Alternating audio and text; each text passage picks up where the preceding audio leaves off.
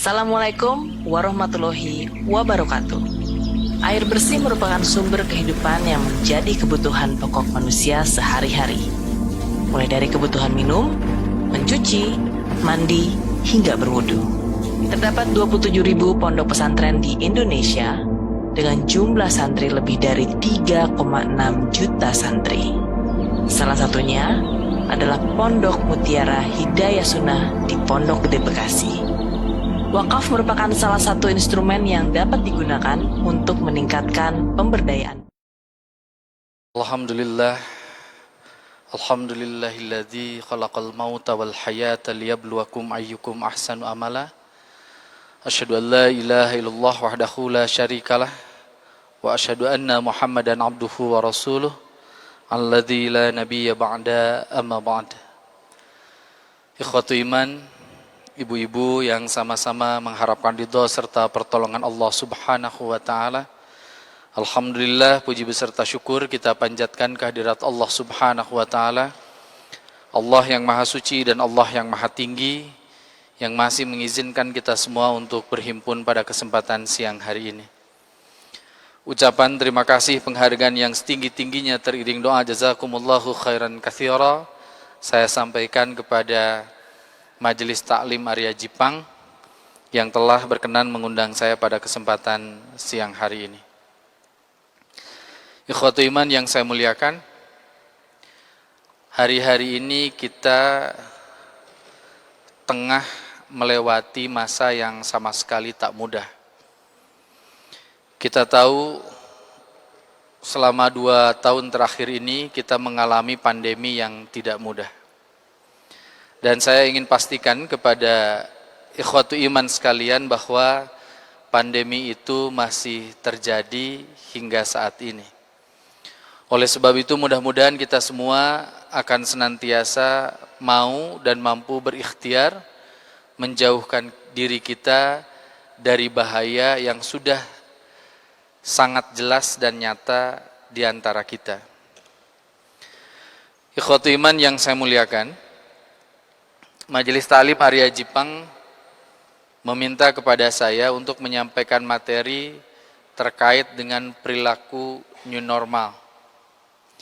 Tapi nampaknya karena di Majelis Taklim Arya Jipang ini ada Profesor Kerry Lestari dan beliau lebih paham, maka saya akan mengambil tema yang kurang lebih senafas dengan hal itu.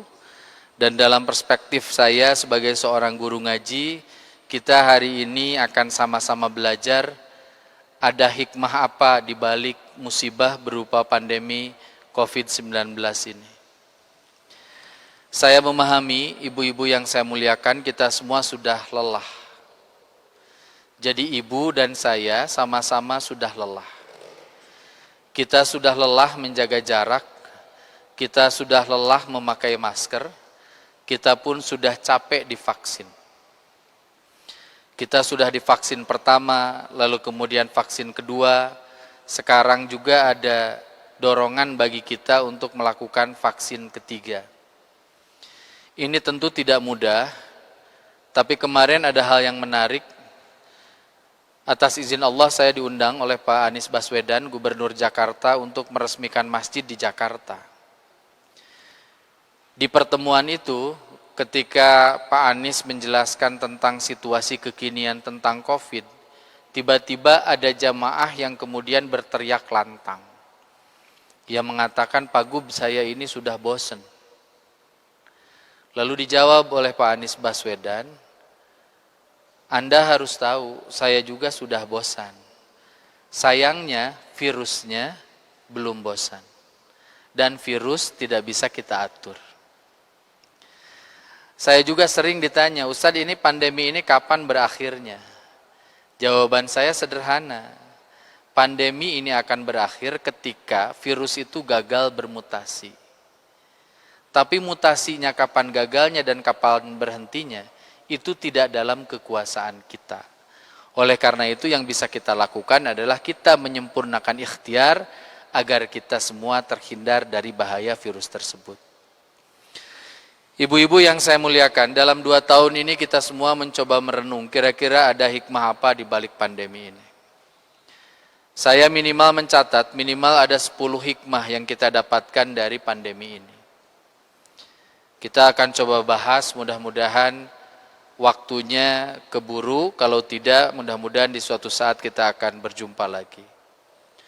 Satu, dari pandemi ini kita sama-sama belajar dan lebih menyadari bahwa Allah adalah zat yang maha kuasa. Jadi Allah itu punya kekuasaan tanpa batas. Dan di balik itu juga kita menjadi sadar betapa kita ini semua adalah makhluk-makhluk Allah yang teramat lemah. Oleh karena itu salat diawali dengan takbir Allahu Akbar.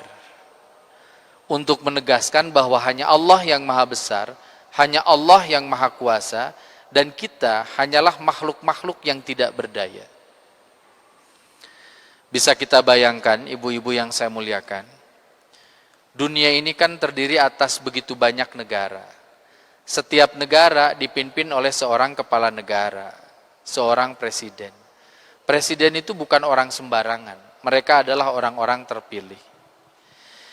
Di dunia kita bisa menemukan begitu banyak kampus-kampus ternama. Di kampus-kampus ternama itu ada begitu banyak para researcher, orang-orang peneliti.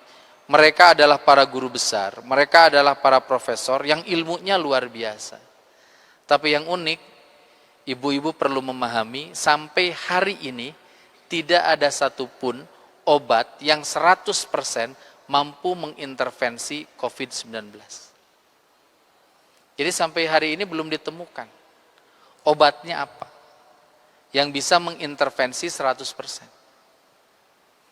Lalu kemudian kalau ibu bertanya, Ustadz kok ada ya penyakit semacam ini? Jawabannya sederhana, COVID itu baru 2 tahun Bu. HIV sudah puluhan tahun dan sampai hari ini belum ditemukan obatnya yang bisa mengintervensi penyakit itu 100%. Ini menunjukkan kepada kita betapa Allah itu maha kuasa. Dan sudah saatnya kita menyadari bahwa kita ini adalah makhluk yang teramat lemah dan kita butuh pertolongan Allah. Saya kasih pertanyaan. Ibu suka berkedip nggak? Suka. Saya ngaji sampai saat ini dari awal sampai sekarang paling baru 5 menit. Cung yang tahu selama 5 menit itu ibu berkedip berapa kali?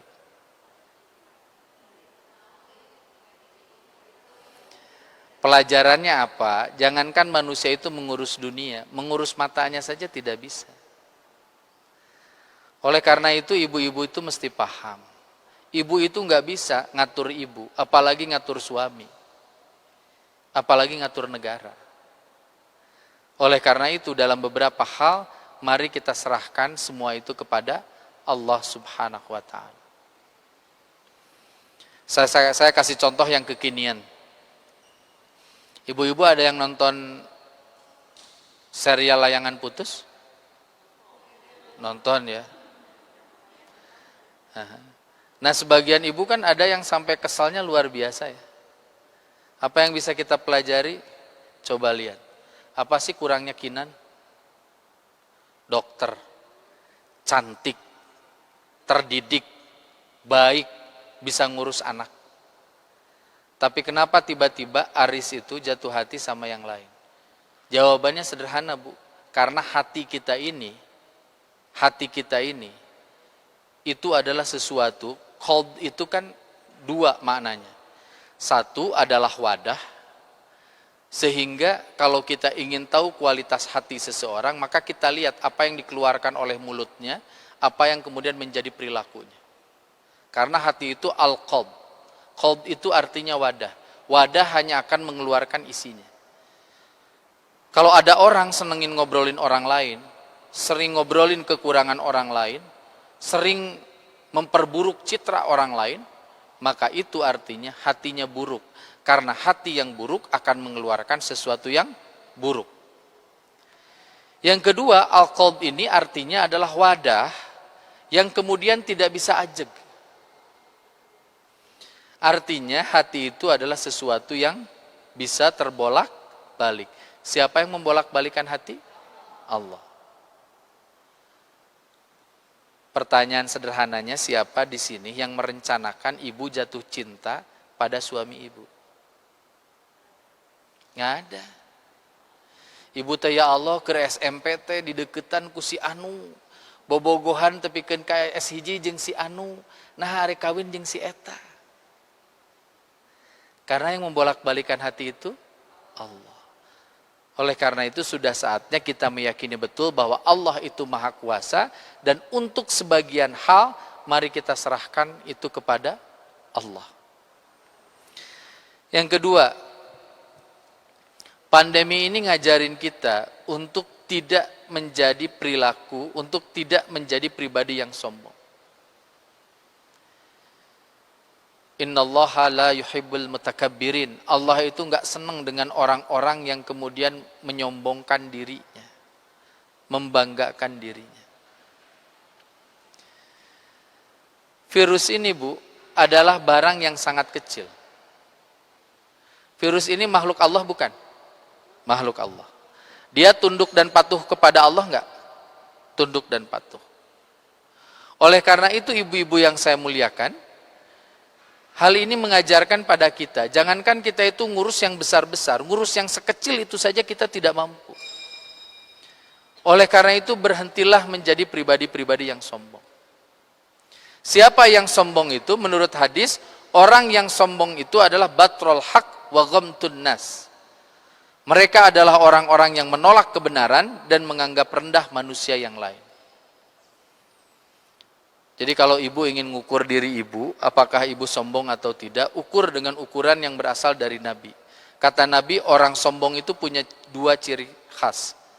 Batrul haq, mereka menolak kebenaran, wa ghamtun nas, dan mereka menganggap diri mereka jauh lebih tinggi ketimbang orang lain, dan orang lain dipandang oleh mereka sebagai pribadi yang jauh lebih rendah ketimbang dirinya. Sombong ini dosa pertama, Bu, yang ada di kolong langit. Sombong ini adalah dosa pertama yang Allah tampakkan di dalam Al-Quran. Sombong ini adalah dosa pertama yang dilakukan oleh makhluk Allah. Makhluk Allah yang disebut ini adalah iblis. Kenapa iblis lalu kemudian disebut sombong? Karena iblis menolak kebenaran dan menganggap orang lain, menganggap makhluk lain sebagai makhluk yang jauh lebih rendah ketimbang dirinya. Saya ingin ingatkan, dalam Al-Quran itu kan iblis itu disuruh bersujud kepada Adam. Kenapa iblis menolak? Karena sombong. Dia menganggap dirinya lebih mulia ketimbang yang lain. Dia mengungkapkan asal usulnya, dia terbuat dari api, sementara manusia tercipta dari tanah. Oleh karena itu kalau ada seorang ibu atau seorang bapak hari ini masih menyombongkan asal usulnya, itu mirip-mirip iblis. Contoh, ada anak muda yang kemudian mengkritik dirinya agar menjadi pribadi yang lebih baik. Lalu kemudian sang ibu mengatakan, saya ini jauh lebih tua loh ketimbang kamu, saya ini lebih dulu loh hadir sebelum kamu di dunia, saya ini lebih banyak pengalamannya loh ketimbang kamu. Maka ia sudah terpenuhi prasyaratnya sebagai pribadi yang sombong. Atau ibu orang Sunda, tapi lalu kemudian ibu-ibu ini sangat merasa tidak senang dengan orang-orang yang berbeda etnis dengan kita. Saya kasih contoh ya Bu ya, dengan contoh yang kekinian. Kemarin-kemarin Bu, itu ada peristiwa yang membuat banyak orang marah di Bandung ini. Saya sebut saja ya mallnya. Di Festival Citylink itu ada barongsai. Banyak yang marah. Kunaon sih Pak Ridwan Kamil, kunaon sih Pak Yana ini tidak menegur. Ibu-ibu kalau teliti melihat berita itu, 2-3 hari sebelum kejadian itu terjadi, dari mulai presiden, gubernur, dan wali kota sudah ngingetin, gak boleh ada peringatan tahun baru Cina yang berlebihan. Tapi ternyata di beberapa mal diadakan penampilan barongsai. Setelah itu viral foto, karena yang hadir ribuan orang tuh di atrium itu. Bahkan tidak hanya di lantai dasar, tapi juga di lantai 2 dan di lantai 3. Tiba-tiba saja umat ini marah dan mengatakan seperti ini, tuhnya ari kana barongsai diizinan, ari ngaji mani dihesekeun. Dikaitkan lagi sekarang kita naik ke PPKM 3 dan sebentar lagi Ramadan. Lalu tiba-tiba dibikin narasi bahwa tuh ari ka batur mani gampang, ari ka umat Islam mani hese. Saya juga dapat Bu pertanyaan itu. Jawaban saya sederhana. Eta nu nonton barongsai. Ibu nanti boleh di search di Google. Barongsai Festival Citylink. Nanti akan ada tuh gambarnya. Cik ku ibu zoom. Eta nu hadir umat saha. Ditinggali teh ibu-ibu nu nganggo kerudung. Mani pagelak, gelak. Satu, secara syar'i kita itu kan nggak boleh tasabuh dengan yang lain. Nanaonan tasabuh didinya. Yang kedua, ketika kemudian terjadi lonjakan kasus, kenapa umat ini seneng nyalahin yang lain? Kenapa kita tidak mencoba bermuhasabah dengan keberadaan diri sendiri? Oleh karena itu saya minta kita semua hati-hati. Dan sekali lagi kita tidak boleh menganggap orang lain jauh lebih hina ketimbang kita, hanya karena berdasarkan asal-usul dirinya. Maka dalam Al-Quran ada kalimat yang luar biasa. Ya ayuhan nas inna khalaqnakum min dzakari wa untha wa ja'alnakum syu'uba wa qabaila lita'arafu inna akramakum indallahi atqakum innallaha alimun khabir. Jadi dalam Islam itu nggak peduli kamu laki-laki atau perempuan, kamu Batak, Sunda, Padang atau Tionghoa. Yang paling mulia di sisi Allah hanyalah mereka orang-orang yang bertakwa kepada Allah Subhanahu wa ta'ala. Yang ketiga, hikmah dari pandemi ini adalah kita didorong untuk semakin bertakwa kepada Allah Subhanahu wa ta'ala. Rasulullah Shallallahu Alaihi Wasallam menyampaikan takwa itu harus seperti pakaian. Makanya ketika Rasul ditanya, pakaian apakah yang paling bagus yang dikenakan oleh manusia? Maka Rasul mengatakan libasut taqwa, yakni pakaian ketakwaan. Pakaian ketakwaan itu atau pakaian takwa itu bukan pakaian yang dipakai oleh saya sekarang. Ini suka disebut sebagai baju takwa karena tidak berkerah. Padahal ibu tahu baju tanpa kerah ini adalah hasil akulturasi kebudayaan antara Nusantara dengan Cina. Makanya kerah semacam ini disebut kerah Ciang'i. Ya. Nah, ibu-ibu yang saya muliakan, takwa itu harus seperti pakaian. Dan pakaian itu adalah sesuatu yang gak pernah kita lepas dari kehidupan ini. Kecuali ketika kita mandi. Artinya, melalui pandemi ini kita belajar bahwa kalau kita ditatap manusia ataupun kita tidak ditatap manusia, kita ini jadi pribadi takwa. Di pandemi, terutama ketika pandemi sedang tinggi-tingginya, saya sebut saja misalkan contohnya pekan kedua dan pekan ketiga bulan Juli tahun 2021. Ibu tahu pekan kedua dan pekan ketiga bulan Juli 2021 itu adalah potongan sejarah peradaban bangsa ini yang paling kelam.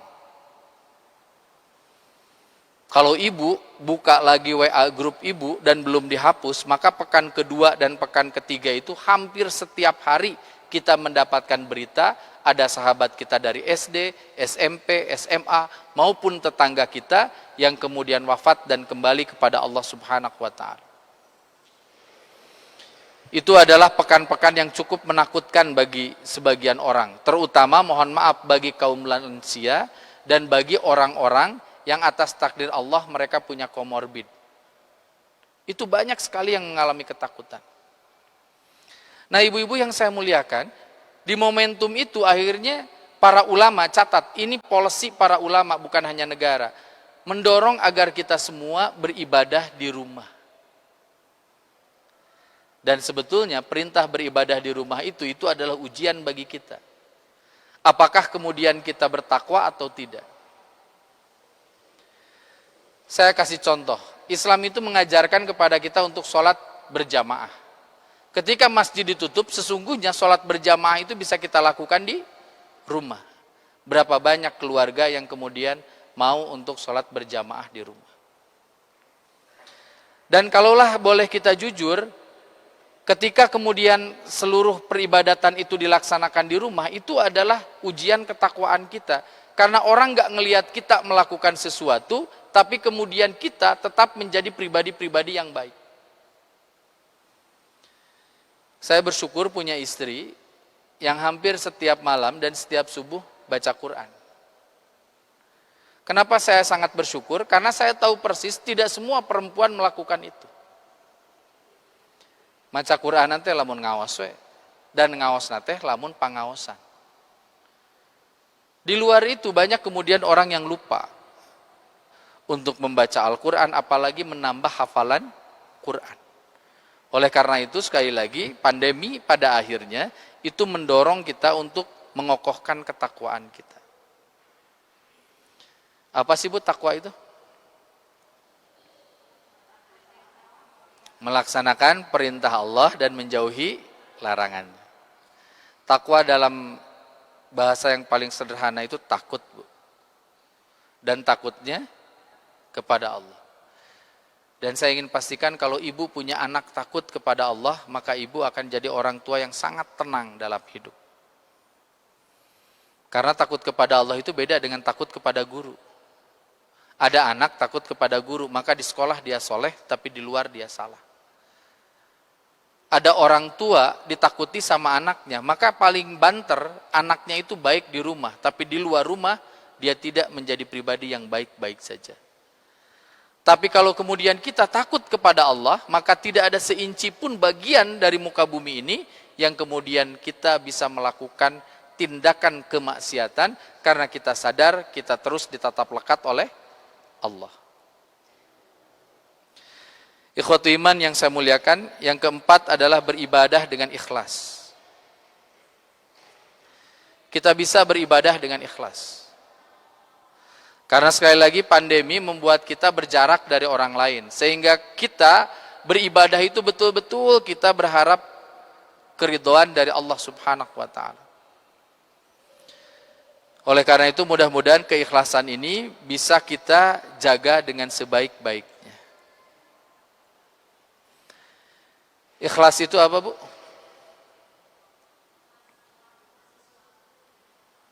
Nah, melakukan sesuatu karena Allah.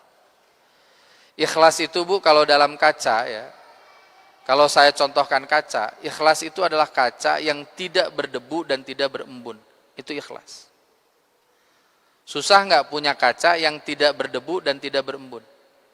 Susah, karena kaca itu dikasih dingin dia berembun, dikasih panas dia berdebu. Gimana caranya agar kaca itu biar bersih? Selalu dibersihkan. Maka saya ingin sampaikan, kalau kita pengen hati yang ikhlas, maka kita harus sering melakukan tazkiyatun nafs, membersihkan jiwa kita. Dan saya ingin sampaikan, tanpa keikhlasan ibadah apapun yang dilakukan oleh ibu itu tidak akan memiliki makna di hadapan Allah. Oleh karena itu sejumlah ulama karena ingin menjaga niat ikhlasnya itu sampai kemudian membuat terobosan agar niat itu diucapkan. Kan di Indonesia ini mohon maaf ya secara fikih ya, kalau kita sholat itu sering ada yang ngobrol gini, pernah saya ditegur, Ustadz Datan, kalau Ustadz Datan sholatnya usoli atau tidak? Saya jawab, saya nggak usoli. Oh berarti Ustadz Datan tidak berniat ya? Saya jawab, ketika saya ngambil air wudhu, itu berarti saya berniat untuk sholat. Tapi kenapa masih ada orang yang kemudian melakukan usolli? Saya tidak mau melegitimasi hal itu, tapi saya hanya ingin menggambarkan, karena ada sekelompok ulama yang kemudian saking ingin memastikannya niatnya ikhlas, maka kemudian mengucapkan hal itu. Saya harus mengajarkan fikih itu, Bu, kepada ibu dengan jauh lebih moderat, agar kemudian kita paham kenapa orang berbeda dengan kita. Saya gitu, Bu, saya itu nggak pakai usoli, tapi bukan berarti saya nggak pakai niat. Karena ketika saya berwudu, maka itu artinya saya niat untuk sholat. Nah, ibu-ibu yang saya muliakan, oleh karena itu jaga keikhlasan kita. Dan dalam sejumlah kesempatan saya sering menyampaikan, keikhlasan dan kesabaran adalah nafas yang akan menentukan sejauh mana kita melangkah di jalan Allah.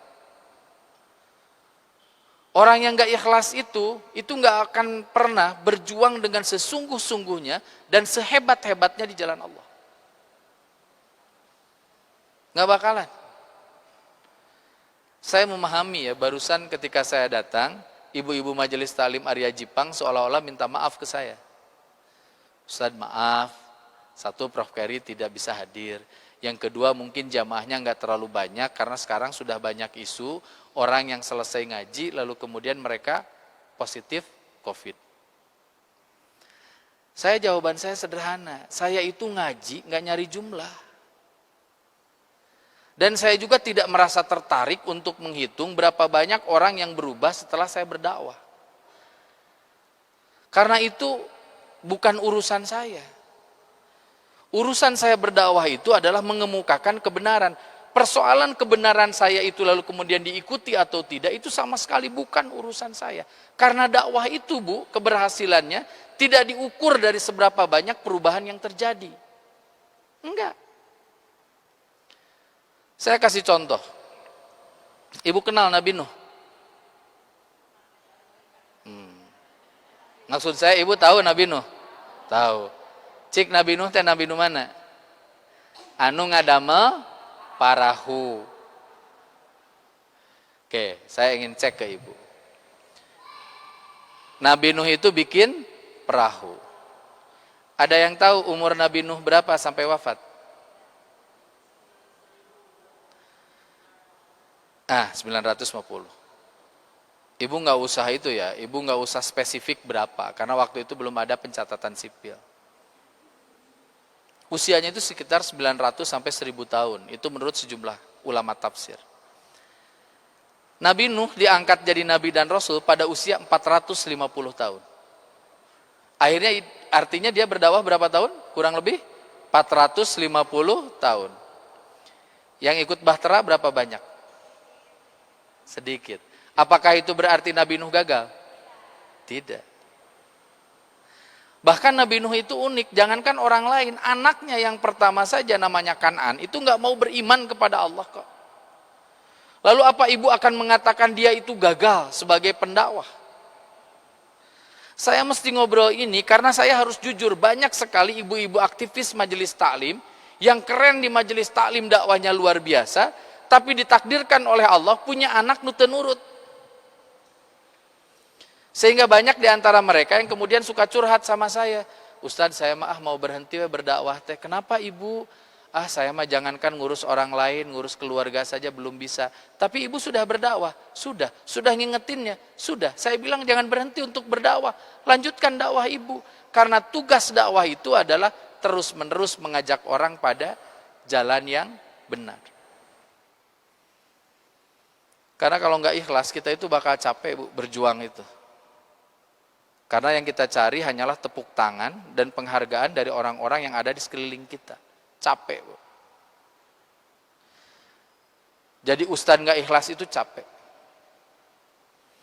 Datang jauh-jauh, lehengan ukur jamaahnya sedikit. Lalu kemudian kadang rotibahnya sedikit. Bahkan ada yang kemudian hanya memberikan oleh-oleh sesederhana mungkin. Itu kalau nggak ikhlas capek. Saya belajar itu dari bapak, Bu. Bapak saya ini guru, sama seperti saya guru ngaji. Di kampung di Tasikmalaya. Dia dakwah dari satu kampung ke kampung yang lain, hanya dibayar oleh jagung, kelapa, kadang padi, betul-betul padi. Nyai kahoyong macik atulah pare-pare teuing beas. Kalau padi kan kudu ditumbuk heula. Tapi bapak saya mengatakan apa? Nggak apa-apa.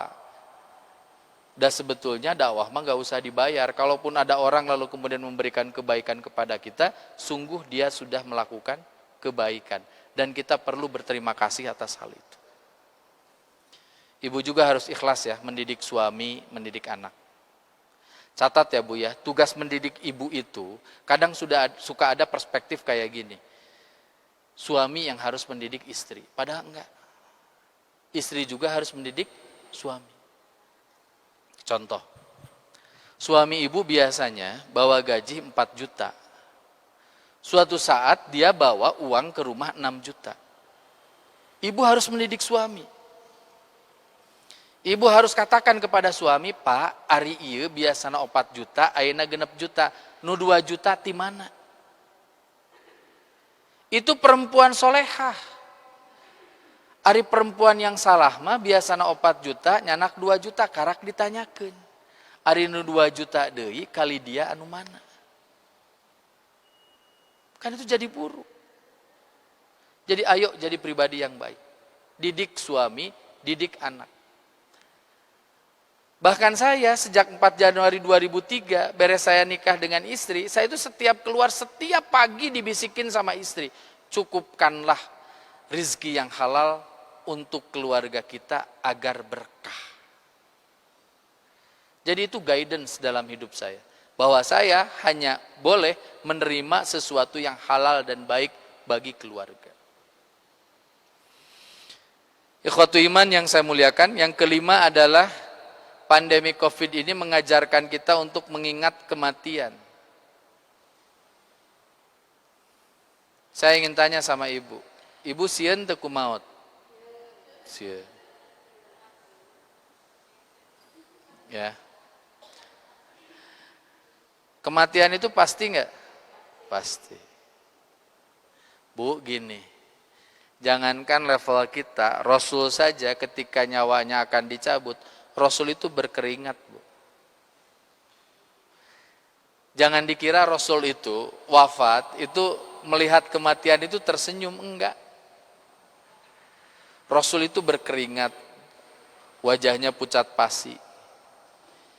Hanya beda, Rasul itu merasa khawatir, itu tidak merasa khawatir atas dirinya. Tapi sampai detik terakhir, Rasul itu khawatir dengan kita selaku umat. Makanya dalam sejumlah literatur sejarah modern, Rasul itu disebut sebagai pribadi yang luar biasa. Saya kasih contoh.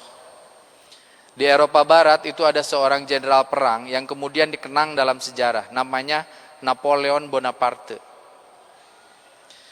Napoleon Bonaparte itu ketika dia akan wafat, ketika dia akan meninggal, ketika dia akan mati, itu yang disebut itu kekasihnya yang tidak jadi hidup bersamanya hingga tua. Namanya Josephine. Jadi kalau ibu datang ke Paris, di Paris itu ada museum terbesar di dunia namanya Louvre, yang di situ ibu bisa melihat lukisan Mona Lisa. Maka ibu ketika masuk ke museum Louvre, ibu akan menemukan foto Josephine. Josephine itu cinta sejatinya Napoleon Bonaparte. Napoleon sebelum meninggal, dia nggak mikirin rakyat Perancis, yang dia pikirin Josephine. Tapi Rasul ketika akan wafat, ia memikirkan kita. Rasul khawatir jangan-jangan kita tidak sholat, jangan-jangan kita tidak saum, jangankan anak-anak perempuan kita tidak menutup aurat. Rasul khawatir tentang hal itu. Nah, saya ingin balik lagi, kematian itu adalah pelajaran yang nyata bagi kita. Dan ketika pandemi ini terjadi, banyak orang yang wafat karena pandemi, maka kita diingatkan oleh keadaan ini agar kita mengingat mati. Maka saya sering ditanya, Ustadz boleh nggak saya berziarah ke tempat pekuburan? Maka jawaban saya boleh. Rasulullah SAW pernah menyampaikan bahwa wisata terbaik itu ketiga tempat. Masjidil Haram, Masjid Nabawi, dan Masjidil Aqsa. Jadi kalau ibu ingin berwisata, kenging maksakeun. Kan dalam klausul keuangan keluarga itu kalau wisata itu bukan kebutuhan primer, bahkan bukan kebutuhan sekunder. Tapi kalau untuk pergi ke tiga tempat itu, ibu boleh maksakeun. Kenapa? Karena itu adalah tempat wisata terbaik. Nah, yang jadi problem bagi orang Indonesia kalau mau pergi ke ketiga tempat itu kan bukan perkara yang mudah. Maka kalau saya ditanya, di manakah tempat berwisata yang baik? Jawaban saya, datanglah ke pekuburan. Pekuburan siapa? Haruskah pekuburan orang soleh? Nggak usah, datang aja ke pekuburan. agar ibu ngerti bahwa terminal terakhir ibu di dunia itu namanya pekuburan. Dan di pekuburan itu ibu nggak bawa apa-apa kecuali amal kebaikan ibu. Saya, Bu, di hari-hari terakhir ini itu banyak kemudian ditampar oleh kenyataan. Sahabat baik saya, Ustadz Eka Permana Habibillah wafat. Usianya baru 41 tahun. Kemarin tetangga saya, Adodi, yang juga sama-sama senang main badminton dengan saya, wafat dalam usia 43 tahun. Jadi sekarang banyak anak-anak muda yang wafat. Saya jadi sadar bahwa pada akhirnya betul-betul kita ini akan pulang. Dan oleh karena itu mari kita bersiap untuk pulang. Kemarin saya pulang dari Tasikmalaya ke Ciamis lalu kemudian ke Banjar untuk sebuah kegiatan, rangkaian kegiatan. Sahabat saya wakil bupati Kabupaten Tasik namanya Kang Haji Cecep Nurul Yakin, beliau sahabat saya nyantri, beliau sahabat saya ngampus, itu nanya sama saya. Tad, Ustadz mau nggak jadi wali kota Tasik? Nanti partai saya dukung Ustadz. Beberapa jamaah di Bandung ada juga yang kemudian agak genit-genit, Tad, punya niat nggak jadi anggota DPRD Kota Bandung atau jadi wali kota Bandung? Jawaban saya, Bu, konsisten. Sekarang makin konsisten. Satu jawaban saya ini mengambil lahan pengabdian terbaik di dunia ini, jadi guru, cukup dengan itu. Gak usah tawari yang lain. Yang kedua, dengan keadaan-keadaan semacam itu, saya minta izin ke istri. Saya katakan kepada istri, dari mulai hari ini ke depan, saya akan mengurangi kompetisi apapun, saya ingin kolaborasi, dan yang kedua, saya tidak ingin mengejar apapun di usia 40 tahun saya yang sekarang, 41, saya justru akan lebih banyak bersiap diri untuk pulang. Jadi saya minta ibu-ibu, terutama yang sudah senior, sudahlah ya Bu ya, badai ngudag naon. Gak usahlah ibu-ibu punya cita-cita jadi anggota parlemen, ini mah menurut saya ya. Atau tiba-tiba ibu punya pikiran gini, saya kan aktivis majelis taklim, kayaknya bagus kalau saya nanti menggantikan Mang Oded yang sudah wafat, nanti di tahun 2024 saya jadi wali kota. Kalaulah boleh, saya menyarankan. Di usia-usia lebih dari 40 tahun itu kita harus lebih banyak mempersiapkan diri buat pulang. Ibu tahu Nabi itu, kisah Nabi itu adalah contoh bagi kita. Nabi itu sukses, Bu. Itu dari mulai remaja sampai usia 40 tahun. Setelah 40 tahun, Nabi mengabdikan dirinya hanya untuk agamanya. Makanya ajarin sama anak-anak kita, kamu tuh harus sukses sebelum 40. Setelah 40, kamu mengabdikan hidup untuk agama. Dan saya kadang, mohon maaf ya, saya kadang suka agak tertegun ya.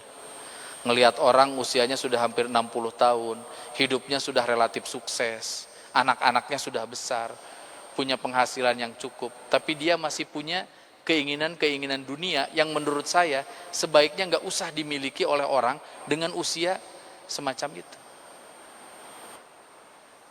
Ya, oleh karena itu kita doakan nanti mudah-mudahan ya, misalkan dalam pemilihan presiden kita punya wajah-wajah baru untuk Indonesia yang lebih baik dan lebih soleh. Ya, jantan Ibu Mega, Pak Prabowo, Pak Wiranto, nukar itu mah atos lah. Atanapi Pak Kiai Ma'ruf gitunya. Maning atos we di bumi ngurus incu gitu kan. Bercocok tanam.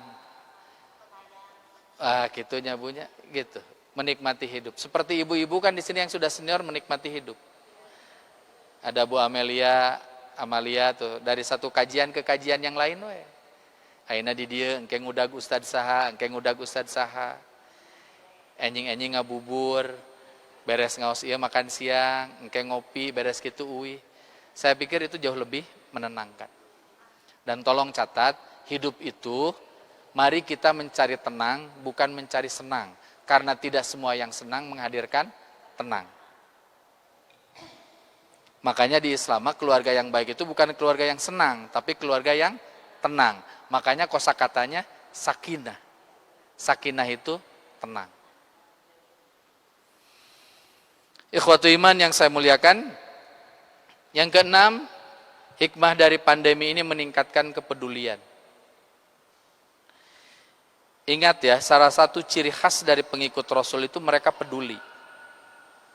Maka ada kalimat Muhammadur Rasulullah walladzina ma'ah asyidda'u 'alal kuffar ruhama'u bainahum.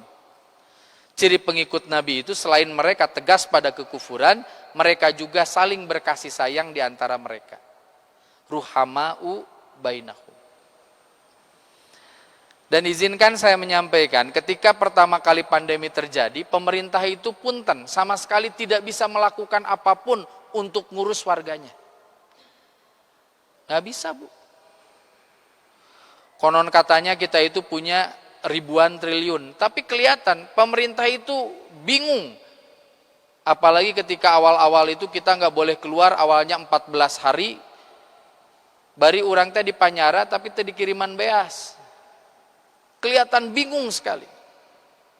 Dan yang hebat, Ibu tahu, sampai saya sekarang sedang menulis buku tentang pandemi COVID ini. Karena saya ingin memberikan kesaksian pada negara, bahwa yang membantu negara ketika negara ini sulit, adalah kelompok-kelompok yang kemudian pada hari-hari mereka menghabiskan diri di masjid dan majelis taklim. Saya senang tuh di awal-awal pandemi ketika ekonomi guncang, ketika banyak orang kehilangan pekerjaan, terutama para buruh harian yang kemudian mereka dalam bahasa Sunda nama koreh-koreh cok gitu.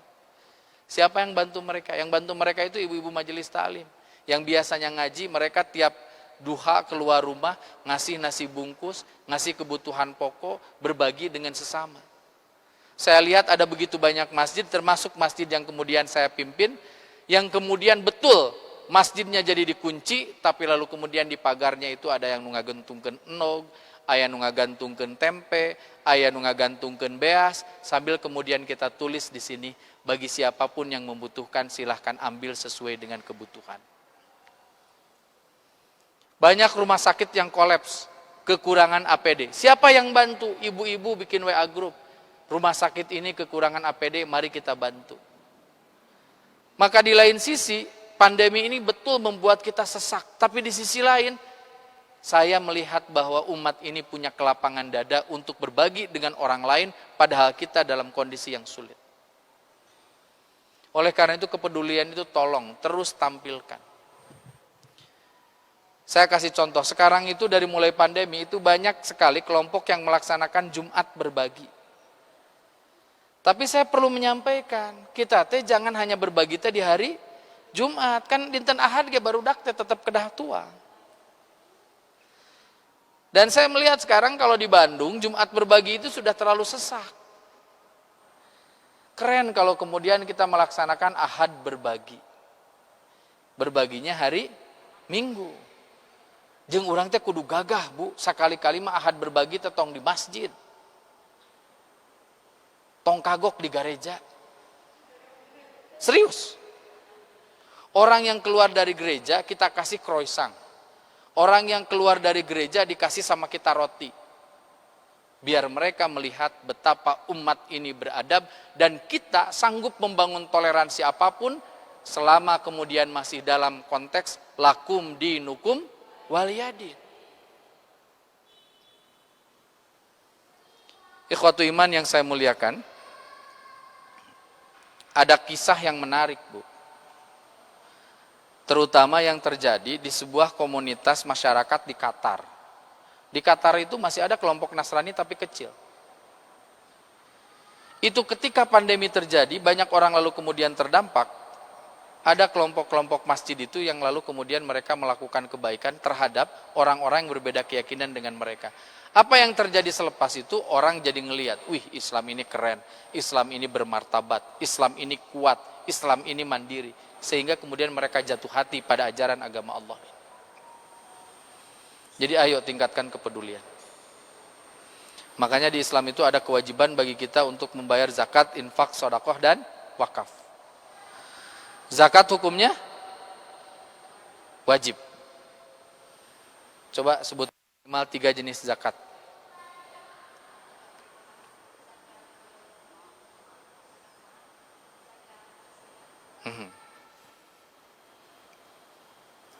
Zakat itu banyak jenisnya. Nu paling enteng namanya zakat fitrah. Setahun sekali. Berapa kilo? 2,5 kilo. Meskipun dulu Mamah Dede pernah mengatakan mungkin aja 3 kilo. Tapi kesepakatan ulama di kita 2,5 kilo dari bahan makanan pokok. Boleh nggak kalau kita jadi 3 kilo bayar zakat fitrah? Boleh, karena zakat ini beda dengan sholat. Tolong perhatikan. Kalau sholat Bu, itu nggak boleh ditambah, nggak boleh dikurangi. Tapi ada 2 jenis ibadah yang boleh kita tambah.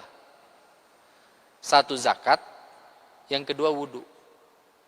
Wudu itu kalau kita membasuh tangan maka sampai siku. Boleh nggak sampai bahu? Boleh. Karena nanti menurut Rasul, orang-orang yang senantiasa bersuci, berwudu, melakukan sholat, maka nanti ketika dibangkitkan di padang mahsyar, maka kemudian tubuh yang senantiasa dibasuh dengan air wudu itu adalah bagian tubuh yang akan sangat mengeluarkan cahaya. Jadi kalau ada manusia cahaya tuh, manusia cahaya itu manusia anu wudu. Makanya boleh dilebihkan. Yang dilebihkan lagi apa? Zakat. Zakat itu boleh dilebihkan. Zakat fitrah 2,5 kilo, lalu kemudian kita bayar 3 kilo. Boleh. Yang 2,5 kilo jadi zakat, yang setengah kilo jadi sedekah. Atau saya kasih contoh, zakat penghasilan itu tolong perhatikan, zakat penghasilan itu adalah 2,5% dari gaji yang diterima oleh bapak dan ibu setelah dikurangi kebutuhan pokok. Mohon. Dalam bahasa yang lain ada juga misalkan fikihnya disebut infak wajib. Karena ada teori yang mengatakan bahwa zaman Rasul itu nggak ada zakat penghasilan. Makanya kalau ibu belajar fikih itu harus dalam. Memang zaman Rasul itu nggak ada Bu zakat penghasilan. Tapi kan jadi tidak adil, ada anggota DPR RI gajinya misalkan take home pay-nya 56 juta, tapi tadi jakatan. Ari tukang tani nu hasil nangan ukur 2 kintal harus mengeluarkan zakat. Makanya kemudian ada terobosan fikih dari Syekh Yusuf Qardawi namanya zakat penghasilan. Cara menghitungnya seperti apa? 2,5 kilogram dari pendapatan setelah dikurangi kebutuhan pokok. Jadi ibu nggak usah nanya ke saya, sok aya nu naros kieu. Ustad kumaha da pun lanceuk teh gaduh gaji tapi da kirang. Kangge 30 dinten ge dugikeun ka kaping 20 ge tos seep. Naon anu kedah di jakatan teh kedah jakat eta mah. Itu sudah berubah dari muzaki jadi mustahik. Jadi nggak usah bayar zakat yang kayak gitu. Tapi ada orang yang saking hati-hatinya Bu, nggak dikurangi kebutuhan pokok. Misalkan gaji nanti 10 juta langsung 2,5% kali 10 juta. Boleh nggak? Boleh. Yang salah itu adalah menambah-nambah sesuatu yang sebetulnya bukan kebutuhan pokok menjadi kebutuhan pokok. Apa sih kebutuhan pokok manusia itu? Makanan, minuman, pakaian, dan rumah. Sandang, pangan, papan. Yang disebut dengan sandang itu apa? Yang disebut dengan pakaian itu apa? Kalau ibu beli kerudung 1, itu kan sebetulnya cukup buat 6 bulan. Jadi tekenging kieu tiap bulan teh teu nyesa gaji teh kunaon? Sabab meuli gamis ibu-ibu majelis taklim Arya Jipang teh 4 sabulan. Kalau gitu itu pasti ibu tidak bisa bayar zakat. Jadi seperti apa mestinya? Ya dikurangi saja kebutuhan pokok. Beras sabaraha kilo, aqua galon berapa banyak. Lalu kemudian kalau ibu harus beli pakaian berapa biji. Diukur, bayar listrik. Setelah kemudian itu dikurangi, sisanya ibu kalikan 2,5% dan itu dikeluarkan. Untuk apa? Khud min amwalihim shadaqatan tutahhiruhum wa tuzakkihim biha. Pertama, zakat itu akan membersihkan harta kita. Yang kedua, zakat itu bisa menumbuh kembangkan peradaban. Contoh, Baznas Jabar itu sekarang tiap tahun bisa memberangkatkan 30 orang untuk berangkat ke Timur Tengah. Sekolah. Syaratnya sederhana, anak ibu hafal Quran. Yang kedua, anak ibu berasal dari keluarga yang tidak mampu. Ada yang protes, Ustadz kumaha, dapun anak teh pinter tapi abdina mampu. Nah kalau masih mampu, saran saya silahkan biayai oleh orang tuanya masing-masing agar kita punya kesempatan buat berbagi kepada mereka yang lebih membutuhkan. Ikhwatu iman yang saya muliakan, yang ketujuh adalah meningkatkan kasih sayang. Ibu tahu di situasi pandemi itu tiba-tiba orang itu stay at home, semua orang tinggal di rumah. Dan saya nggak habis pikir di Kabupaten Bandung ketika pandemi terjadi, tingkat perceraian itu makin tinggi. Awalnya saya punya persepsi, punya hipotesa, kenapa banyak orang yang cerai? Karena pendapatannya berkurang sehingga kemudian istri meminta diceraikan. Ternyata tidak, Bu. Ibu tahu dalam masa pandemi orang banyak bercerai karena yang biasanya tidak ketemu, sekarang ketemu tiap jam. Jadi nu asalna henteu piributeun ge jadi piributeun. Dan yang luar biasa ternyata banyak, saya juga nggak ngerti, banyak ternyata suami yang baru tahu istrinya di masa pandemi. Oh geuning pamajikan orang teh siga kieu kalakuanana. Kenapa? Karena biasanya intensitas pertemuannya rendah. Ketemu taruhlah jam 7 malam, jam 9 malam udah tidur, jam 5 pagi suaminya sudah mau berangkat. Jadi waktu yang kita miliki dengan pasangan hidup itu ada yang hanya 2 jam. Bahkan coba saya pengen tanya dengan jujur, ibu punya quality time, waktu yang berkualitas dengan anak sehari berapa jam? Nah, 6 jam misalkan, atau anaknya 6 misalkan. Oh cucunya 17. Nah luar biasa ya Bu. Karena gini, ibu tahu nggak? Ada orang tua yang itu sampai nggak tahu anaknya itu kelas berapa. Bapak-bapaknya itu. Pak Imurangkali sabaraha 2 Ustad. 2 loh. Anak pertama sekarang berapa tahun? Kelihatan tuh orang yang tahu dan yang nggak tahu. Ibu tahu kan secara psikologis kalau orang nggak tahu itu sebelum jawab dia ngelihat ke atas. Itu tuh bukan mengharap ilham. Itu secara naluriah, orang itu kalau dia nggak tahu, dia mikir. Dan biasanya tarikan matanya itu ke atas. Pun anak teh, padahal anak manehna. 17 Ustad. Oh 17. Ayeuna sakolana di mana? Di SMA anu Ustad. Oh. Kelas sabaraha? SMA ada Ustad.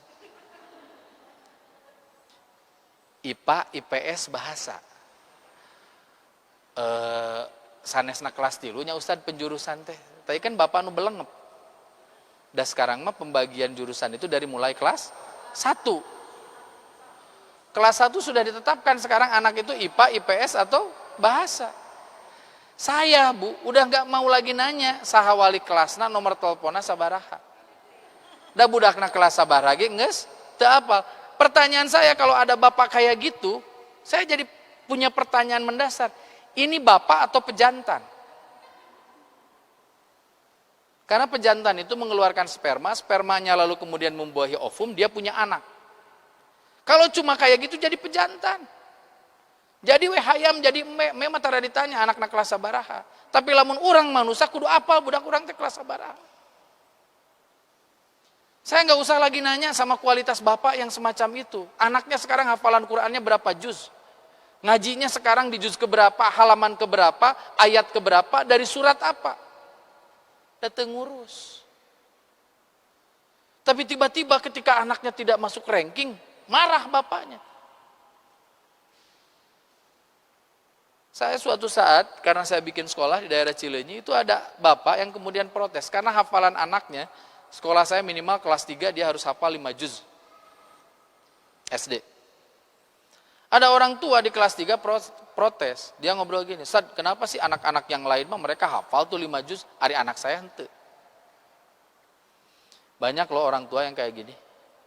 Kenapa sih anak saya tidak menguasai rumus Pitagoras sementara teman-temannya yang lain menguasai? Itu Bu, kalau gurunya nggak sabar, dia jawabnya enteng. Derita lo. Karena ingat nggak Bu, guru itu ngajar, itu di posisi yang sama. Bahan ajarnya sama. Dievaluasi dengan alat evaluasi atau soal yang sama. Tapi kenapa ada anak ranking 1, ada anak ranking 40. Ada anak sudah hafal 5 juz bahkan lebih, tapi ada anak yang juz ke-30 saja nggak hafal-hafal. Problemnya bukan di sekolah, problemnya di rumah. Makanya saya sering ingatkan, madrasatun ula, ibu itu madrasah utama bagi anak. Lamun bapak teu aya waktos, ibu nu kedah janten guru. Ima budak teu bisa ngaji, disalahkeun guru ngaji. Budak teu bisa sholat, disalahkeun guru agama di sekolah. Terus fungsi bapak ibu apa? Saya ingin tanya, anak kita itu tanggung jawab kita atau anak tanggung jawab sekolah? Tanggung jawab kita. Saya pastikan ya Bu, saya itu nggak bakalan dimintai pertanggungjawaban tentang ibu-ibu yang ada di sini. Suami ibu yang akan ditanya. Itu teh noi cenah kumaha Ustaz Tatan cenah cek Allah teh kunaon itu teh noi teu rajin tahajud. Ku abdi di waler teuing tanyakeun ka salakina. Nggak bisa Bu, saya hanya ditanya tentang Lela. Saya hanya akan ditanya nanti di yaumul akhir, anak saya yang 4, Adfar, Zahra, Azri, Zainab. Saya hanya akan ditanya itu. Oleh karena itu, saya minta ayo tingkatkan kasih sayang di rumah. Dengan anak itu harus dekat, dengan suami itu harus dekat. Kalau dikasih pandemi, apalagi ASN. ASN itu ketika pandemi digaji itu. Digaji, tapi kerjanya dari rumah. Kenapa banyak orang yang kemudian protes ketika dia harus kerja di rumah? Bukannya lebih nyaman karena bisa bersama dengan anak dan istri. Ima alasan itu, pagawean abdi jadi teu beres-beres kunaon, diganggu ku budak. Dari kapan Allah menyebut bahwa anak kita itu adalah gangguan bagi kita? Enggak. Ternyata setelah dicari-cari alasannya sederhana. Di pekerjaan mah saya ketemu si Anu, beresna bisa ulin, ayeuna mah abdi teu bisa ulin. Kenapa? Karena saya juga agak aneh ya. Kalau ngelihat ada keluarga, kenapa sih ada suami yang lebih seneng main dengan temannya ketimbang sama istrinya? Teh Amel ini sahabat saya, sahabat istri saya. Kalau Teh Amel lihat status Instagram saya, itu hampir setiap hari saya tuh ngabisin waktu dengan istri. Teman main saya itu istri. Teman main istri saya itu saya. Lain ieu mah ari ulin teh hayu we jeung babaturan ngaji. Ari jeung salaki tara aya. Tepikeun ka batur teh jadi nanya, ieu teh jelema teh boga salaki atanapi? Henteu. Saya ingin kasih tahu ya, ibu-ibu teh sumping ka pangaosan teh sae. Ibu-ibu datang ke pengajian itu bagus. Tapi saya termasuk orang yang suka agak usil. Kalau ada orang ngaji terus tapi lalu kemudian keluarganya tidak diurus, saya jadi ngelihat pengajian ini hanyalah sebagai cara bagi orang-orang tertentu untuk melarikan diri dari tanggung jawab di rumah. Garoheun numpuk buru-buru ke pengajian. Tempat nyuci, cucian numpuk buru-buru ke pengajian. Kamana Pak? Ngaos. Had Pak ngaos teh. Lamun Bapak ngahalangan, Bapak teh lir ibarat orang kafir. Cek salah kita lain gitu sia teh itu gegaro heula. Jadi gitu ya Bu. Da ibu kalau nanya sama saya, Ustadz, pahala saya gede mana? Nyediain teh manis bagi suami atau saya datang ke pengajian di TSM? Jawaban saya sederhana, mendingan ngasih teh manis bagi suami. Yang lebih bagus teh manisnya disediakan, bala-balanya disediakan sebelum ibu berangkat ke pengajian. Itu lebih bagus. Nah, ikhwatu iman yang saya muliakan, yang ke-8, menyerahkan pada ahlinya. Ya, pandemi ini mengajarkan kita untuk punya sikap sesuai dengan hadis Rasul, menyerahkan semua urusan pada ahlinya.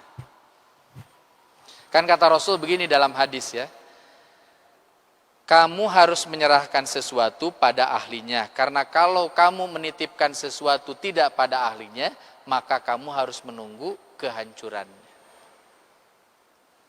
Saya ingin tanya, yang pandemi ini, terkait pandemi ini, mana nu langkung ngartos? Dokter atau napi ustad? Jadi lamun ngobrolkeun pandemi, tong naros ka ustad. Karena kalau enggak jadi repot, Bu. Dulu ketika 2 tahun yang lalu ketika pandemi sudah sampai Singapura, ada pejabat publik kita, sekonyong-konyong dia ngobrol sesuatu yang di luar kemampuannya. Dia mengatakan gak mungkin masuk ke Indonesia. Yang satu pejabat mengatakan karena Indonesia itu negara tropis, virus ini gak bakalan bisa hidup di sini. Itu diketawain sama ahli yang dari Unpad, dari ITB, dari UI. Ahli tentang pandemi, para epidemiolog itu dari awal tertawa. Kunaon aya pejabat nu ngobrol gitu. Yang kedua ada lagi orang yang kemudian dianggap sebagai guru agama keren. Dia mengatakan gak mungkin pandemi itu masuk ke Indonesia, sabab orang Indonesia mah rajin ngaji. Pertanyaan saya, cik eta relevansina rajin ngaji, jeung terhindar dari pandemi, di mana? Ibu ngobrol gini, itu cerita tentang Brunei Darussalam, itu didramatisir. Jadi di Brunei itu kenapa kemudian pandemi ini tidak seperti di kita? Karena Sultan Brunei nyuruh orang-orangnya untuk baca Quran tiap waktu. Ibu terang, ada nggak yang pernah berangkat ke Brunei di sini? Ibu silahkan jalan-jalan ke Brunei. Di Brunei mah ya Allah dari satu titik ke titik lain teh kosong. Makanya penanganan pandemi itu paling bagus di 2 negara, New Zealand dengan Brunei Darussalam. Kenapa? Kawasan mereka itu nggak padat. Jelema tara ngumpul. Dan pandemi ini, COVID ini adalah penyakit kerumunan. Eta mah bade ngurumun ngaos, bade ngurumun kurumunanana di sholat berjamaah, bade di gereja, bade di tempat nonton, sami. Karena ini penyakit kerumunan, maka penyakit ini menyerang tempat-tempat yang sering berkerumun. Yang paling parah itu contohnya Italia. Kenapa Bu di Italia? Karena di Italia itu kalau orang ketemu itu harus cipika-cipiki dan sunnya sun basah. Kan di orang menganukur pipi beradu dengan pipi. Orang Italia itu nyiumnya itu pakai bibir enggak ke bibir, dari bibir ke pipi orang. Geuleuh atuh Bu. Dan orang Itali itu lebih seneng ngopi ketimbang kerja. Makanya kalau ibu berwisata ke Italia, orang Italia itu ramah. Ketemu dengan orang itu saling cium, resep ngagunuk. Persis siga ibu-ibu di Bandung. Ngagunuk di kafe, beres ngaji, ngumpul di kafe. Nunggu pengajian yang lain. Bahkan ada juga yang ngafenya lebih lama ketimbang ngajinya. Ada Bu, eta teh suami nu naros kieu, Ustaz Datan, ari Ustaz Datan teh pami kajian sabaraha jam? Saya jawab sejam. Kunaon atunya pun bojo upami berangkat tabu salapan, pangaosanana jam 10, dugi ka bumina asar. Ya. Nah, mohon aya 2 kali kajian mah teu sawios, pan ieu mah aya nu sakali kajianana, tapi amangna langkung lami daripada pangaosanana. Jangan ya Bu ya, jangan memperburuk citra pengajian ya Bu. Ini penting buat saya sampaikan. Jadi serahkan pada ahli. Contoh, aya nu lucu ibu-ibu teh kieu, Ustaz ini teh pasti ya, Omikron ini adalah virus terakhir.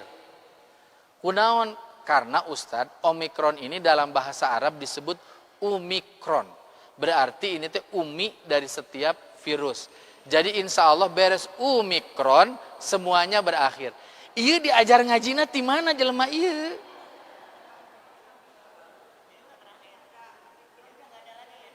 Kan lieur nu kieu teh.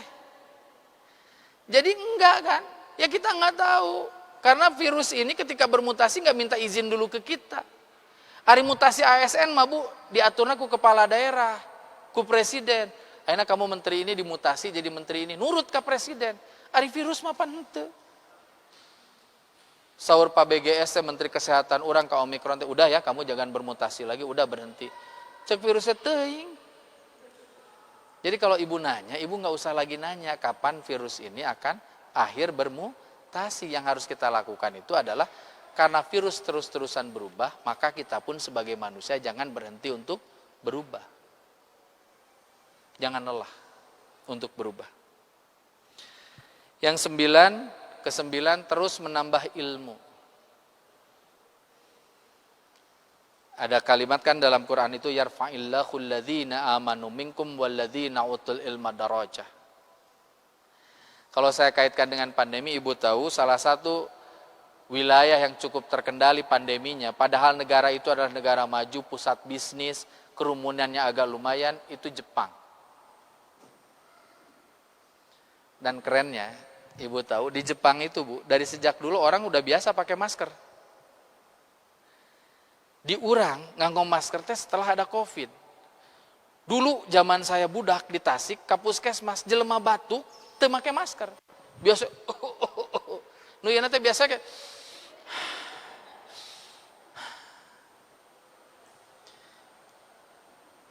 coba, di sini siapa dulu yang sebelum pandemi kalau pilek pakai masker? Kantara, nging seurek we tuh. Keur pangajian terus ya gitu. Kita pakai ilmu. Finally kita pakai masker. Masker berubah-ubah. Ibu jangan gini. Itu kumasi pamarentah teh mani tepuguh mimiti masker kain. Muncul pendapat dari masyarakat. Berarti ya pamarentah boga bisnis ya. Kain. Setelah itu diubah jadi masker medis. Berikutnya lagi masker medis ditutupi masker kain. Terakhir oke, nggak pakai masker medis ditutup masker kain, asal pakai KN95. Kita yang nggak mau mengupgrade diri dengan ilmu, itu pasti yang muncul suudzon. Ah, ini pasti bisnis. Tapi kita yang mengupgrade diri dengan ilmu tahu, ternyata karena ini penyakit baru, maka kemudian policy itu berubah sesuai dengan ilmu yang diketahui. Sama Bu dengan imunisasi. Sama dengan vaksin. Saya agak aneh tuh banyak orang nolak vaksin. Bari budakna diimunisasi keur budak. Imunisasi dan vaksin sama nggak? Sama. Terus kenapa jadi banyak orang suudzon? Wah tadi ini mah bisnis. Ada bisnis nggak di situ? Ada Bu, gede jumlahnya. Bayangin aja ya Bu, sekarang kita vaksin Pfizer, dosis ketiga, kalau kita bayar sendiri itu harganya Rp250.000 lebih. Sekarang pemerintah gratisin itu. Tapi yang lucu ada orang masih nanya sama saya, Ustaz kalau saya sudah ada tiket vaksin ketiga, saya vaksin nggak? Jawaban saya vaksin. Saya jawabannya karena saya pro terhadap negara nggak? Enggak, saya ini orang yang belajar maqasidus syar'i. Kenapa syariah itu datang? Di Saudi orang yang nggak mau divaksin itu dihukum penjara Bu. Jadi jangan dikira pemerintah kita itu keras banget. Enggak, Saudi itu orang nggak mau divaksin, itu boleh dimasukkan ke penjara. Apa karena dia menolak hukum negara? Tidak. Ulama di Ummul Qura dan Universitas Madinah, ini ulama-ulama keren Bu, bukan ulama-ulama atau ustad-ustad macam saya ginian. Enggak, mereka ulama-ulama keren. Mereka ahli tafsir Quran, mereka ahli tafsir hadis, mereka paham tentang usul fikih. Mereka mengatakan begini, Islam ini diturunkan karena ada maqasidus syar'i. Kenapa syariah itu diturunkan? Apa maksudnya? Salah satunya adalah hifdun nafs, menjaga jiwa. Jadi apapun yang dilakukan oleh pemerintah untuk menjaga jiwa, maka hukumnya wajib. Vaksin itu adalah ikhtiar kita menjaga jiwa. Jadi saya minta, kalau kira-kira ibu punya kesempatan vaksin, silahkan ibu vaksin. Aya nu polontong, divaksin kayak anger we maot. Betul? Ari kitu mah atosnya teu kedah emam. Da ibu ge tuang teu tuang bakal mau. Sesederhana itu. Ya. Sama dengan orang yang menolak helm. Lah naon Ustaz nu di helm ge anger we pas maot mah maot. Nya ari kitu mah aya kareta ge mapah we Bu. Oke. Yang terakhir itu menjaga kebersihan. Pandemi ini ngajarin kita untuk jaga kebersihan dalam hidup. Ini ajaran hadis bukan-bukan, ini teh ajaran Quran. Innallaha yuhibbul mutatahhirin. Allah suka orang-orang yang bersih. Bersih dirinya, bersih jasadnya, bersih batinnya. Kita itu harus orang-orang yang bersih, yang jernih. Jadi kita itu harus bersih Bu. Saya senang kalau ngaji di kota itu ibu-ibu yang datang tuh bersih. Bahkan kan model Arya Jipang ngaji teh pakai seragamnya. Kaluhur berem gitu kan, bajunya krem. Saya sering katakan yang manggawai yang penting tidak memberatkan ya. Makanya saya termasuk orang yang agak kurang suka kalau ngaji itu pakai dress code. Karena bagi beberapa hal itu teknoi itu menyulitkan orang untuk taklim. Hoyong ngaos tapi tegaduh dress code. Makanya saya senang kalau di Arya Jipang misalkan ada Agnia bikin seragam teh ku anjeunna we teras sok tekedah mayar. Damel. Karena ngaji itu harus dipermudah. Tapi di sisi lain saya senang karena yang ngaji di kota itu bersih. Saya sering Bu ngaji ke kampung-kampung. Bahkan sekarang saya mengurangi jadwal saya di kota. Saya lebih senang sekarang ngaji ke kampung-kampung. Ketika saya datang ngaji ke kampung-kampung itu banyak tuh orang teh belum sempat mandi kalau ngaji jam 9 ya, karena beres ngorehkeun cai. Ngorehkeun cai di sawah, datang masih agak kotor, lalu kemudian mereka ngajinya di luar. Saya katakan boleh Anda melakukan itu, tapi saya bilang Anda harus tetap jadi orang-orang yang bersih. Zuhud itu Bu, mohon maaf nih, zuhud itu bukan berarti kumal. Sekarang itu banyak orang lalu kemudian mengatakan saya ini zuhud. Baju tara ganti, ngan ukur 2, cenah siga Nabi, tapi jadinya kumal, nggak boleh. Kita itu harus bersih. Nah kesehatan juga itu bagian dari itu. Jadi saya minta kita semua menjaga kesehatan, menjaga kebersihan hidup karena itu bagian dari syariah. Saya ingin tanya Bu, Rasul itu kalau setiap wudu gosok gigi nggak? Rasul itu gosok gigi. Ya kan bersiwak itu gosok gigi ya kalau sekarang. Jadi sebetulnya mohon maaf nih, kalau ibu setiap berwudu sebaiknya ibu gosok gigi. Tapi kenapa Rasul tidak mewajibkan gosok gigi ketika kita melaksanakan wudu? Alasan Rasul takut memberatkan. Oleh karena itu kalau kita tidak merasa berat untuk gosok gigi, maka saran saya setiap kita mau berwudu kita bergosok gigi. Contoh, kubersihna Islam. Islam tidak mengizinkan orang yang mulutnya bau bawang masuk ke dalam masjid. Jadi kedah sengit. Oleh karena itu, saya itu termasuk orang yang tegas. Kalau ada kajian di dalam masjid, ada orang merokok, saya suruh keluar. Karena jangankan rokok, bau bawang saja orang nggak boleh masuk masjid. Apalagi orang yang merokok. Jadi Islam itu bersih. Ibu kalau mau sholat, maka kemudian syariat Islam mengajarkan kepada ibu untuk pakai wangi-wangian yang tidak terlalu menyengat. Kenapa? Agar orang itu senang berada di dalam masjid. Kan kebayang sholat taraweh, jaba imam nate panjang, jaba ibu bau kelek, di sisi gigir, ibu teh bekirudet. Oleh karena itu jaga kesehatan, jaga penampilannya. Tentu tidak hanya penampilan di masjid, yang paling penting ibu juga harus senantiasa berpenampilan baik ketika berada dengan suami. Itu penting untuk saya sampaikan. Baik ibu-ibu yang saya muliakan, saya kira itu yang bisa disampaikan. Silahkan kalau ada yang ingin ditanyakan. Iya, nanti Bu. Ini udah ada 3, ya, mangga ibu dulu. 3 pertanyaan ya. Oh. Iya silakan Bu, silakan Bu. Ini Waalaikumsalam warahmatullahi wabarakatuh. Masalah zakat. Katanya kalau kita mau haji, itu uang haji itu harus keluarkan zakat dulu. Apakah itu betul apa tidak? Ya udah, terima kasih. Assalamualaikum warahmatullahi wabarakatuh. Uang pembayaran haji itu harus dikeluarkan zakatnya dulu. Berapa persen begitu? Ya. Apakah itu betul apa enggak? Cukup? Oh iya. Baik. Makasih. Uang haji itu bukan sesuatu yang perlu dizakati. Jadi nggak usah bayar zakat dulu. Nggak usah, karena saya yakin sebelum berhaji dia sudah melakukan kewajiban-kewajiban zakat. Tapi yang tentu tidak elok itu adalah orang berangkat haji sementara dia tidak menjalankan kewajiban zakat, infak, sedekah dan wakaf. Nah, saya perlu menyampaikan ini Bu, untuk kemudian kita menjaga orang liberal, orang-orang jaringan Islam liberal biar nggak nyerang kita.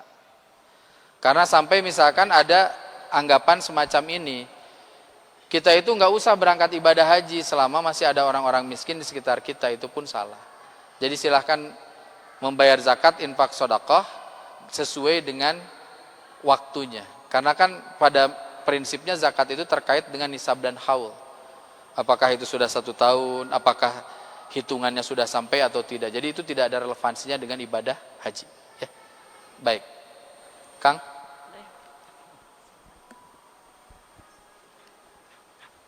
Apa yang maksud dengan hijrah, Pak? Hijrah. Ya itu. Iya. Hijrah itu ya berubah. Hijrah itu berubah. Oh ya, jadi gini. Hijrah itu sebetulnya dalam konteks kenabian adalah peristiwa pindahnya Nabi dari satu posisi ke posisi yang lain. Hijrah zaman Nabi itu, ikhwatu iman yang saya muliakan, itu terjadi berkali-kali, ya. Dan salah satunya yang paling dikenang adalah Nabi melakukan hijrah dari kota Makkah ke kota Madinah. Tapi yang diperlukan saat ini sebetulnya bukan hijrah berupa berpindahan tempat. Tapi yang paling urgent untuk kita lakukan hari ini adalah orang kemudian berpindah perilakunya. Dari perilaku yang tidak terlalu baik menjadi perilaku yang lebih baik. Dari perilaku yang lebih baik menjadi perilaku terbaik. Jadi saya pikir itu. Ya, atur nuhun. Satu lagi ya. Ini Silakan. yang di belakang mungkin ya. Silakan sama ibu saja.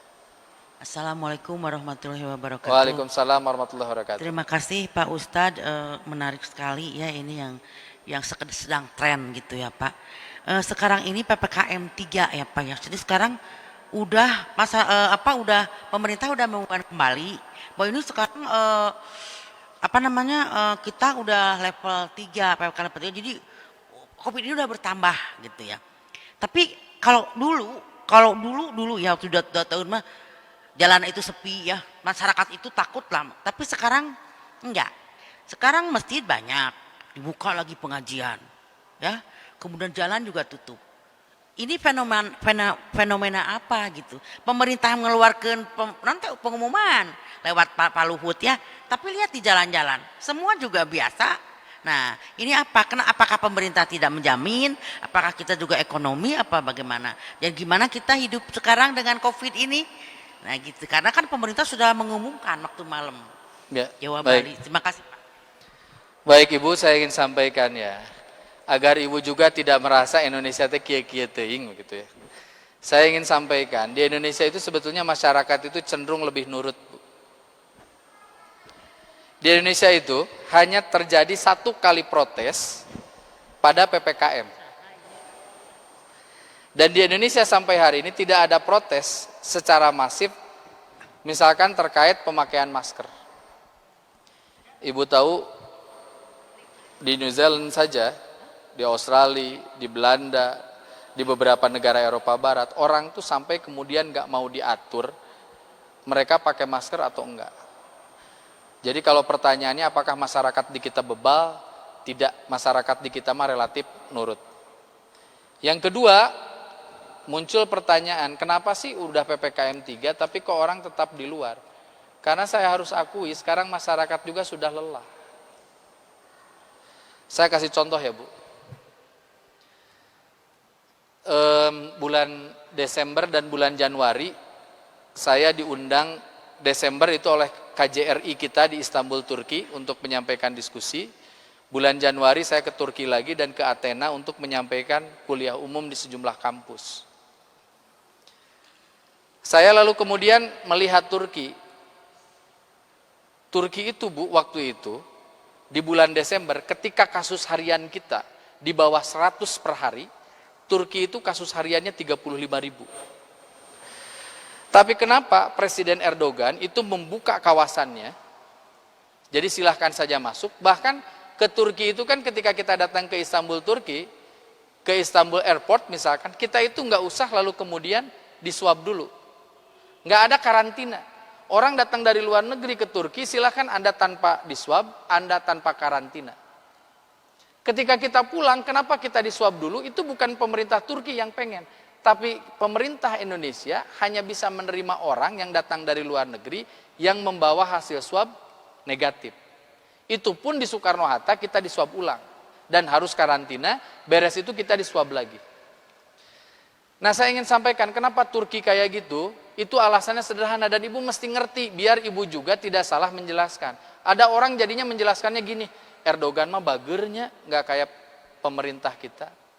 Kenapa Erdogan mengambil kebijakan itu? Karena Bu, di Turki 1 lira Turki yang dulu pernah sampai angka 4.000 rupiah per lira, waktu saya dan istri bulan Januari datang, itu 1 lira Turki hanya 850 rupiah. Jadi ekonominya sudah kolaps. Karena ekonominya sudah kolaps, akhirnya dia membuka diri agar pertumbuhan ekonominya membaik. Amsterdam sama Bu, karena Amsterdam dibuka dan mereka pakai visa Schengen, akhirnya Amsterdam dibuka, Brussels Belgia dibuka, Paris Prancis dibuka. Semuanya jadi dibuka. Kenapa dibuka? Karena ekonomi mereka udah nggak sanggup. Indonesia sepertinya akan mengalami hal yang sama. Kenapa pemerintah tidak nutup mal? Kenapa pemerintah tidak nutup pasar? Kenapa pemerintah akhirnya juga tidak nutup masjid? Karena kita lambat laun punya simpulan yang sama. Bahwa pada titik tertentu kita betul-betul harus bisa hidup berdampingan dengan si COVID-19 ini. Dengan cara kita tetap menjaga diri. Da kabayang atuh Bu, ayeuna mall ditutup deui, sakola ditutup 100% deui. Saya pikir kehidupan kita akan semakin rumit dan sulit. Oleh karena itu dicarilah tengah-tengah. Misalkan PTM di Kota Bandung yang tadinya 100% jadi 50%. Ibu pernah ngecek nggak? 2 tahun anak-anak kita nggak belajar ke sekolah, capaiannya yang dihasilkan berapa persen? Anak saya kelas 3 SMA-nya di rumah. Ujian masuk perguruan tingginya di rumah. Semester pertama dan keduanya di rumah.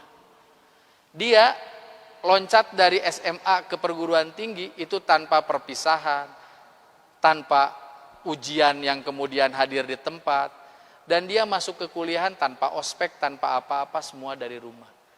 Hasilnya beda nggak kalau kemudian tatap muka? Beda.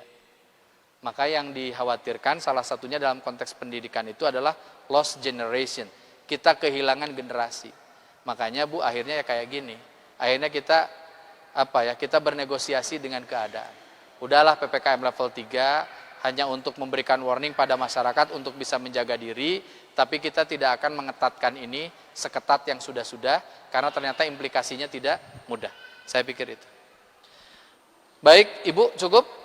Satu lagi katanya Ustaz. Oh, silakan. Pak Ustadz mau bertanya tentang tadi Pak Ustadz menerangkan tentang mengingat kematian. Apa artinya sakarok mabuk di sana? Penjelasan sakarok mabuk di sakaratul maut. Arti mabuk di sana. Terima kasih. Ya, ibu-ibu yang saya muliakan, salah satu yang sering kita sampaikan doa itu adalah Allahumma hawwin alaina fi sakaratil maut. Kita meminta sakaratul maut yang diringankan. Ya, tentu yang disebut dengan maut itu adalah ketika nyawa kita berpisah dari raga kita. Dan sakaratul maut itu menurut sejumlah ulama, karena berbeda-beda penjelasannya, misalkan sebagian ulama mengatakan sakaratul maut itu adalah proses akhir ketika seseorang akan berpindah alam, dari alam dunia menuju ke alam barzakh atau alam kubur. Nah, dalam prosesnya memang sakaratul maut ini sesuatu yang menyakitkan. Jadi saya ingin pastikan Bu, sakaratul maut itu pasti menyakitkan. Pakai logika saja deh Bu gini. Ibu kakeret, nyeri itu. Padahal itu yang terluka hanya sebagian saraf dalam tubuh kita. Kalau maut, jutaan saraf, miliaran saraf dalam tubuh kita tiba-tiba dihentikan fungsinya. Nyeri mual? Nyeri. Makanya yang diminta oleh kita itu bukan kematian yang tidak menyakitkan. Tapi kita minta, kalaupun harus menyakitkan, semoga tidak terlalu menyakitkan. Maka bahasanya kita meminta untuk dimudahkan. Jadi saya pikir itu. Alhamdulillah, pertanyaan udah ya 4 Ustadz, mungkin Baik. langsung dipimpin dengan doa aja. Baik. Baik ibu-ibu yang saya muliakan, saya kira itu yang bisa disampaikan. Mohon maaf atas segala kekhilafan dan kekurangannya. Siang menjelang sore ini marilah kita bermunajat kepada Allah Subhanahu wa taala. Semoga Allah yang Maha Rahman dan Maha Rahim senantiasa memberikan perlindungan terbaiknya bagi kita, keluarga dan sesama kita. Bismillahirrahmanirrahim. Allahumma inna nas'aluka salamatan fid din wa afiatan fil jasad wa jadatan fil ilmi wa barakatan fil rizqi wa taubatan qabla al maut wa rahmatan indal maut wa maghfiratan ba'dal maut. Allahumma hawwin alaina fi sakaratil maut.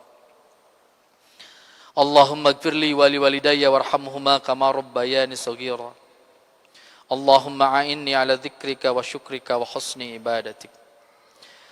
Rabbana afriq alaina sabra wa sabbit aqdamana fa'ansurna 'alal qaumil kafirin.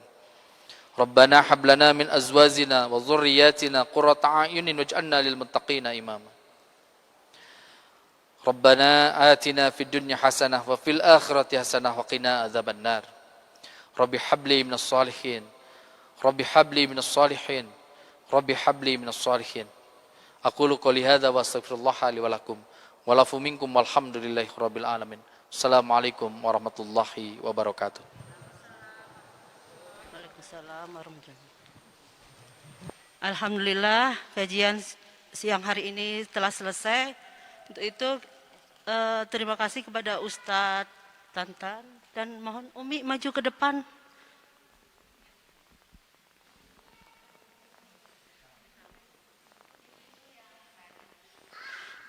Untuk ibu-ibu yang tadi memberikan pertanyaan, jangan dulu pulang karena ada door prize. Dan juga untuk yang paling pertama datang, juga yang paling jauh dan ada yang usia lebih tua dari semua jemaah. Ditunggu ya ibu-ibu. Alhamdulillahirrahmanirrahim. Kajian hari ini Ustadz Tatan sudah selesai. Ustadz silahkan ke depan. Umi ditunggu ke depan. Ibu Amel, Ibu Ane, Ibu Ais, dimohon ikut ke depan. Ya. Bu Amel, Bu Ane, Bu Ais. Ada yang dari motif ya? Ada Silakan MT ke depan, Kafa. Teh. Silakan maju.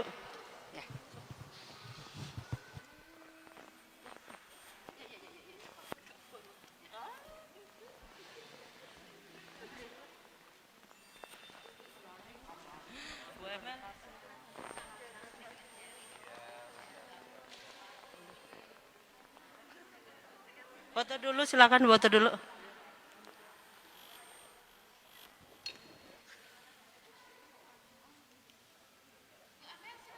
Bu Amel, maka silakan Bu Ana sama ya, silakan Bu.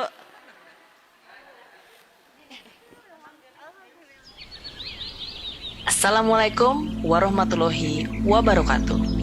Air bersih merupakan sumber kehidupan yang menjadi kebutuhan pokok manusia sehari-hari.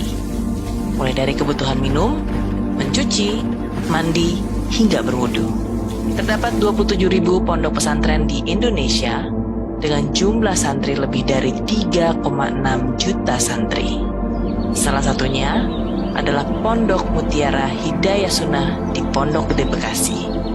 Wakaf merupakan salah satu instrumen yang dapat digunakan untuk meningkatkan pemberdayaan pondok pesantren dan masyarakat sekitarnya, termasuk wakaf air atau sumur. Berangkat dari komitmen tim PBHC 2021, kami ingin memberikan kebermanfaatan bagi umat. Maka dari itu kami menginisiasi Green Wakaf, wakaf air dan listrik untuk pesantren sebagai penerima manfaat. Program Green Wakaf diharapkan dapat memfasilitasi pesantren agar dapat memanfaatkan air dan listrik untuk kebutuhan internal dan eksternal, seperti menjual air kemasan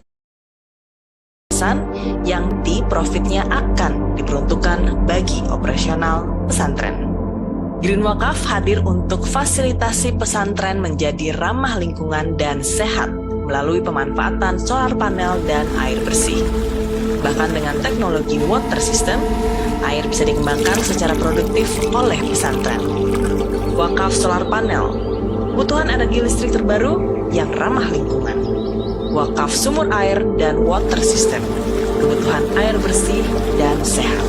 Mari kita bantu santri-santri di pesantren Pondok Mutiara Hidayah Sunnah Pondok Gede Bekasi untuk mendapatkan air bersih, untuk beribadah, dan juga untuk keperluan sehari-harinya. Wujudkan air bersih demi wudhu yang lebih sempurna. Tuai kebaikan dari setiap tetesan air.